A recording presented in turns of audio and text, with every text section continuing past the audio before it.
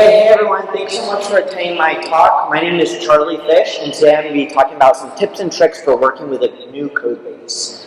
So quick note before we get started, all of my slides will be available after the presentation, so if you miss taking a note or something, everything will be available to view afterwards. So a little bit about me, I started coding in 2006 with my first HTML website. I started using the iOS SDK to build apps in 2009 with Xcode and Objective-C back then and all of that stuff. I attended my first 360 IDEV in 2010, seems like forever ago. And then I started working most recently at Winterman Thompson Mobile, formerly called Possible Mobile, just last year in 2018. So why am I giving this talk? Overall, there's like a ton of great resources to learn how to code iPhone apps, Android apps, all of that stuff. And I've personally used these resources constantly and definitely would not have gotten to where I am now without these resources. But I found that there's not quite enough resources about jumping into a new code base and working with these large code bases that can sometimes have hundreds or thousands of files. So all of these resources are great and they definitely take a more API-driven approach. So I thought it'd be great to give a talk at 360 IDEV about how to work with a new code base and getting familiar with those massive code bases that you might work with over your careers. So what makes a new code base so different? The first thing is that the prior working conventions have already been defined. A lot of the terminology that you're jumping into a project with has already been established. There's a lot of acronyms that myself and my coworkers use on a day-to-day basis that if you're joining a new code base, you don't necessarily know all that terminology and acronyms that are specific to that given project. The folder structure is also really different. So sometimes you have a watch app, TV app, Mac app, iOS app, like all kind of in one. Also having more extensions and stuff can also add complexity to your folder structure, and that definitely varies widely between projects. Also architectural patterns, although there's some like high level things like MVC for model view controllers and MVVC for view models, there's still pretty major differences in terms of architectural patterns that you'll even see between projects. So that can definitely be a little bit daunting coming into a new project. Also, you have like hundreds or thousands of files, right? There's like a ton of files and it's really easy to get lost in and get overwhelmed when you first open a new project that has all of these files. Like, you don't even know where to start. And then finally, you didn't write it. This is especially true for me because I, in the past, worked on a lot of like personal projects and did a lot of apps on my own. So jumping into like a more professional project, you didn't write the code, and although it might seem obvious, like it's a pretty big one. Like you didn't write it. For me, especially when I was working on my own personal projects and I would run across a bug or something, I would have a pretty good idea of where that problem was occurring just because I knew the code base so well since I wrote all of it. When you're working on a new code base with a full team, that's something that you don't quite have the benefit of. You didn't write all of it. So the first step to learn a new code base, in my opinion, is to find a large or different code base to start working with. I think open source projects are a great way to start doing that because they meet all of the requirements that we talked about in the previous slide. They already have the prior work or conventions done. They can have like a ton of files depending on the project.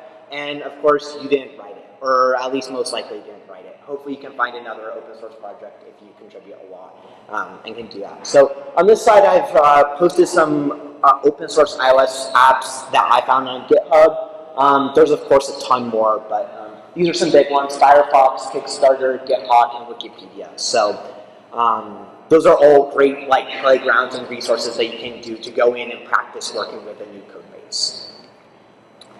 So how to get started? Jump right in, find an open source project that you like, and clone down the project. And then get it to build successfully.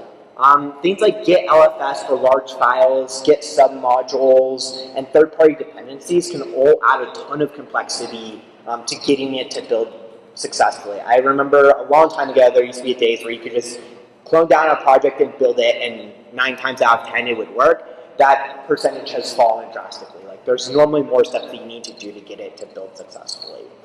Once you do that, run it on your device and get familiar with the app. Think about what views and network calls are occurring just from playing with the app as a user.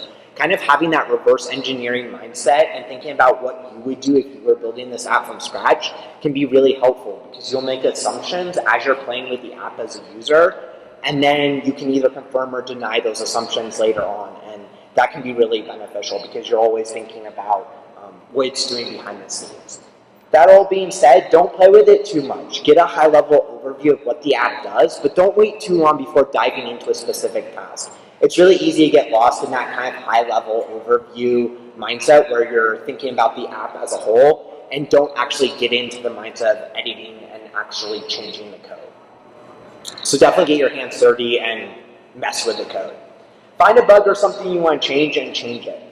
I find GitHub issues to be super useful here. Sometimes issues are tagged with good first issue.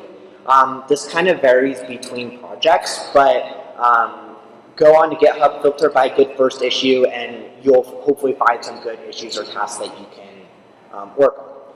Having a specific task is good because it forces you to actually use and edit the code base, really dive in head first.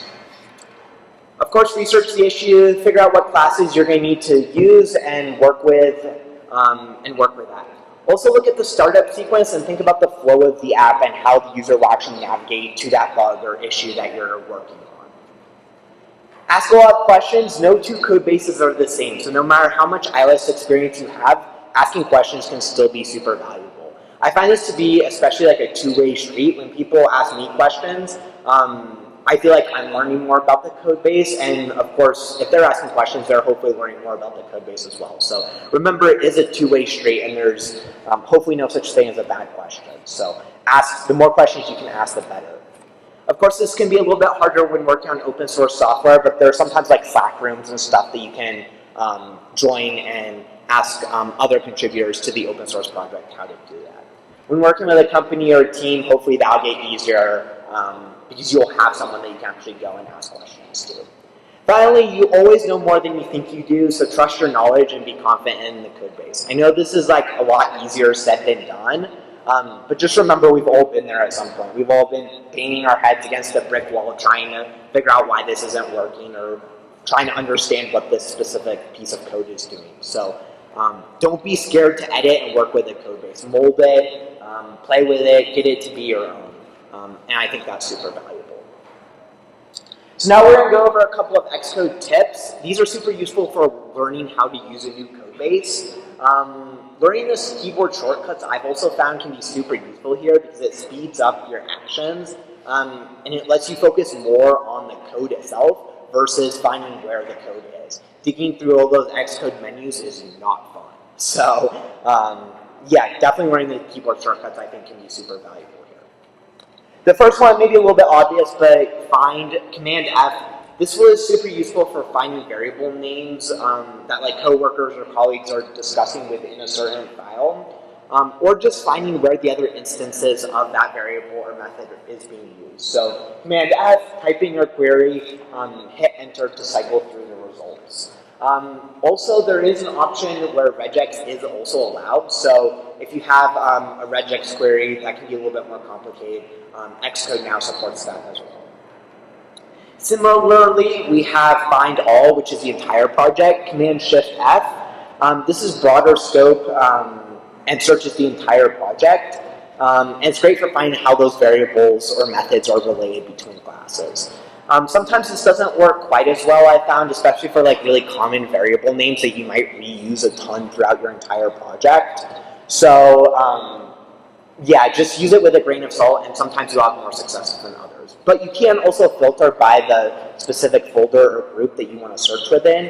And again, you can use regex here as well. So find all I definitely use quite a bit, but keep in mind it does search the entire project. So it might not give you the most precise results that you're looking for. The next one is the Project Navigator filter. This is on the left side of Xcode.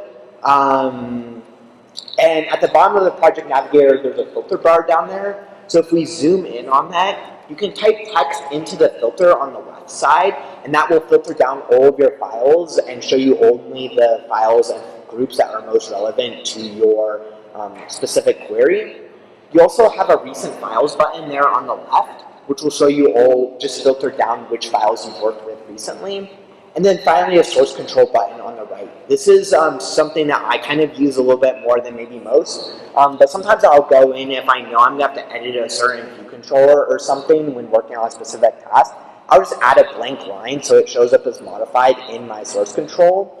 And then I can just filter by the source control button, and I can quickly go back to those files that I need to reference later on. It's kind of an easy way, instead of writing down the file name, just make a quick edit to it by adding a line or something, and then filter it down later. And then, of course, once you're done, you can remove that blank line. Definitely remember to remove all of this and disable it once you're done, though. Otherwise, you'll wonder why all your files in your project got deleted.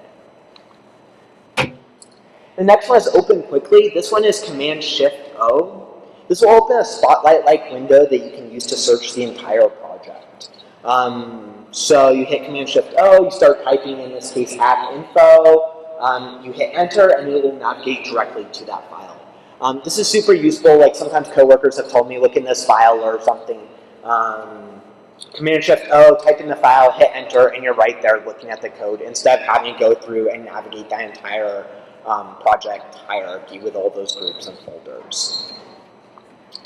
Jump to definition is the next one. If you command click on something and click jump to definition, this will jump right to the area that it is relevant in the project. So in this case, we're looking at sign up view controller. We command click on the sign up view model and hit jump to definition, and it will take us right to that file. This can be used for variables, methods, classes, all of that stuff. Sometimes this doesn't have the best accuracy, and sometimes Xcode just completely fails and will give you a question mark. So it's definitely gotten better over time, I found, but if it's not working, it really is a bummer. But jump to definition is one that I use super frequently, especially when trying to go down that code path and figure out how the flow of the code is working. The next one is the assistant editor. So at the top here, we have these two overlapping circles. That'll bring up the assistant editor. You can also use command option enter. If you're in like a storyboard or something like that, you can open up that assistant editor and click on the specific view controller that you want, and it will jump right to that class where that view controller is defined. So I think that one's super useful if you're not quite sure what the class is. That's a really easy one to be able to work with and edit the code easily for a given view controller. This is getting slightly revamped in Xcode 11. They're bringing like a lot more editors and stuff. So it's definitely getting more advanced as well. So use it with a little bit of caution. I don't think it's really getting changed a ton. It's just more getting revamped, and a lot of improvements are being added to it. The next one is the view debugger. So this one is, there's these three rectangle things down in your debug bar. This one, if you navigate to a certain view in your iOS simulator or on your device, it will show this debug bar, and if you click these three overlapping rectangles, it will pause the application and bring up the view hierarchy, which then you can use for solving UI bugs, of course. But also, I've used this a lot to determine what the name of the view controller is. Sometimes view controllers have like really weird names, and it's really easy to find where it is as a user, but really hard to find where it is in code. So if you just open up your simulator or your phone and you build and run the application and you navigate to that specific view controller that you want to know the name of, and then click that button, it will show you, of course it takes a while to load, so it's sped up, but it'll show you this one in particular is called login view controller. It does take a while to load, so the more you can like just guess the view controller name, the better off you're going to be. But this is great for those times where you're just absolutely not sure what the view controller is called. This can also be super useful for like UI table view cells and stuff, because it does show you the entire view hierarchy over here. So that can be super useful if you're trying to figure out what the name of a view controller or cell or something like that is. So, quick summary of what we've covered. Open source projects, I think, are a great practice tool and learning environment for learning new code base. They're kind of like a great sandbox for jumping in, gaining experience, and gaining practice with learning a new code base. So, definitely try and embrace open source software. They have all of those requirements of lots of files, you didn't write the code, conventions have already been defined, those things are already done. So if you're wanting a practice ground to play around with learning a new code base, I think open source is definitely a great tool and resource for that. Xcode tips, we've covered a couple, open quickly, assistant editor, find. There's a ton more that Xcode can do to make your life as a developer more productive. So definitely try to embrace what Xcode offers you. And they make updates almost every year. So try to stay on top of those because they're always coming out with new ways to make your life as a developer more productive. Then ask a lot of questions. Like, you can't ask enough questions in my opinion, so the more questions you can ask, the better. Last couple things, the slides will be available on my website shortly. My website is charlie.fish. You can also contact me on Twitter with any additional questions. My handle is char_fish.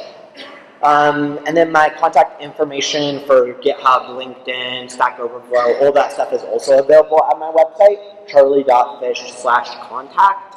And then I'll also be around for the rest of the conference. So if you have any questions or anything, please feel free to come up and chat with me since I'll be here for the rest of the conference. Have a great rest of the conference, everyone.